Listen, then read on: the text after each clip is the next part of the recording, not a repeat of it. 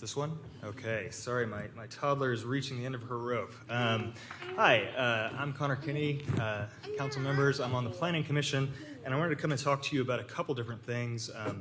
I wanted to make sure that you guys take a close look at some of the stuff that we went in to really fix a lot of the technical issues, but I mostly wanted to talk about the anti-displacement plan that we adopted.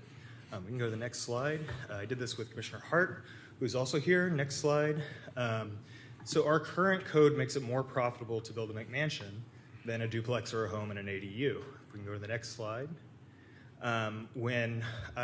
This is some data that you saw earlier from Fraganese and Associates. I updated it with them. 60% of the single-family homes that were demolished and replaced were replaced with other single-family homes, and the average size of the demolished home was 1,400 square feet, and the new home was 3,500 square feet. We have a McMansion redevelopment kind of plague sweeping the city, and this is one of the things that we try to address. We can go next slide. Keep going. So we reduced the FAR from 0.4 to 0.3 for single-family homes, and you can see that in 1990, FAR was 0.24, whereas last complete year of data was 0.34. So our McMansion ordinance is really not adequate to stop McMansions from being built. It's really kind of a how to build your McMansion ordinance. You can go to the next slide. And you can see that 67% of the homes last year were between 0.3 and 0.4.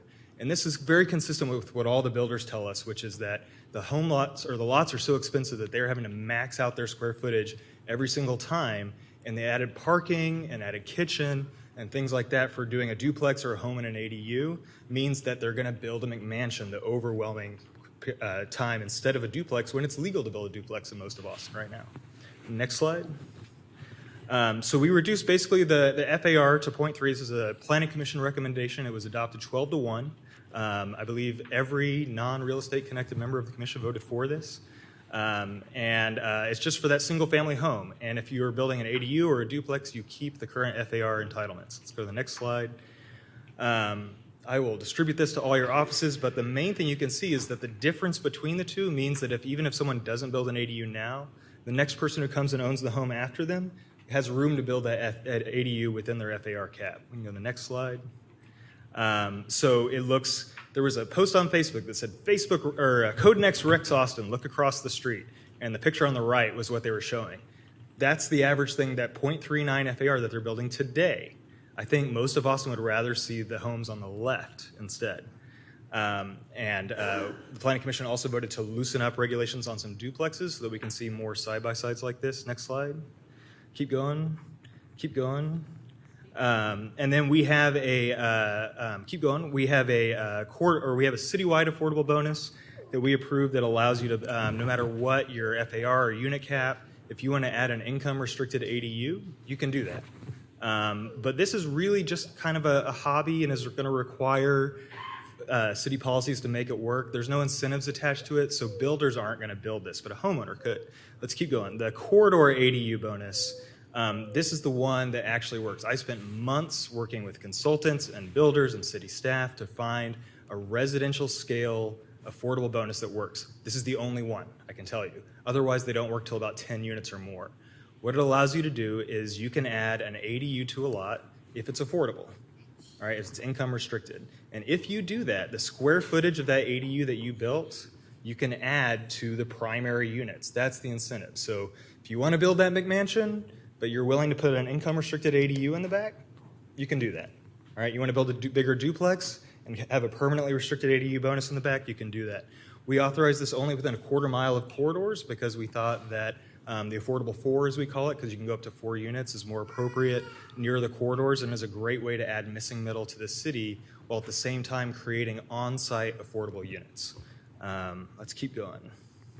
So you don't have to build the 4 units. You could build the 3 units. These are examples of the types, sizes of buildings that you could build with this bonus. If you were doing 3 units that are historic in Austin, if we can go to the next slide. And if you totally max out all of the benefits under this bonus for the affordable 4, you can build what they are building in Miller today right now. That's 4-plex or these row homes that are in the shape of a 4-plex. And each one of these would come with an income-restricted affordable ADU that, because of the way the bonus is set up, it incentivizes them to be bigger rather than smaller. So they're going to be about 1,000 square feet or so, which is often the size of the homes that are getting demolished on the east side. We can keep going. We've got some numbers here that show you exactly how it all works. We don't have to go over that now. And then the final thing that we approved, and this was another 12-to-1 vote with only a real estate connected member of the commission voting against, was to protect the Eastern Crescent from any upzoning of residential properties by right.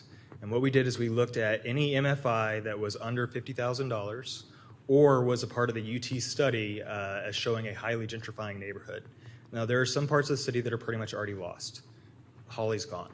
You know, French Place, Cherrywood, those are no longer affordable places to live. Miller never was.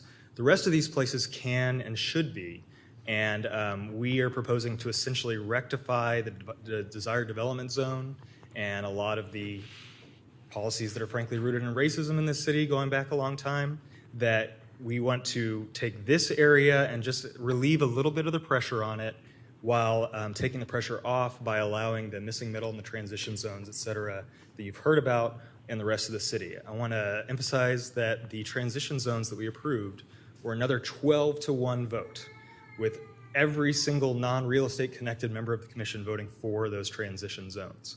So I do hope that you guys look at the large number of 12-1 and 13-0 votes that we had, and even the 8-5 votes maybe. We worked very, very hard and put in a lot of hours. I'm getting reacquainted with my children after the process to really try and find some consensus and some compromises. Thank you very much. Mayor, I have a question for Mr. Kinney. Yes.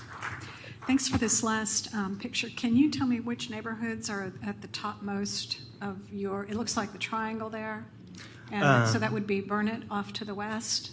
Can you tell me what neighborhoods those are? So the red one, just west of 35, that's like St. John's there. And then you'll see that's the 183 and I-35, and that one orange block that's south of 183 is basically the stuff between Anderson, 183, Burnett, and Lamar. Wooten, there you go. I will say that another thing that I talked about just yesterday with an Eastside community leader when we were talking about this whole thing, is she asked, well, is that anti-McMansion stuff going to help us? Oh, this is the best part of the anti-McMansion thing. Mayor, I'm sorry, I didn't intend to give Mr. Kinney sorry. more time to talk to us. I did just only want to know what the neighborhoods were, and maybe if you could send this to us and identify which ones they are, that would be really helpful. Absolutely. Thank you so much. Okay, thank you. Thank you. Thank you. Okay, great. Thank All right, you. let's